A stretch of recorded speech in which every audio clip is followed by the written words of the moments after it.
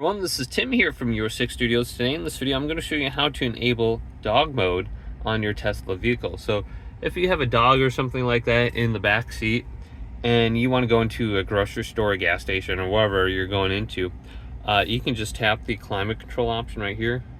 Tap this. Then you're probably set to off right now. Set this to dog.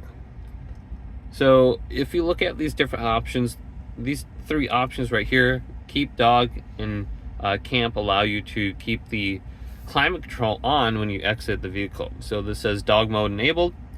Climate and screen will stay on after you exit. Opening the windows from within the cabin will be disabled.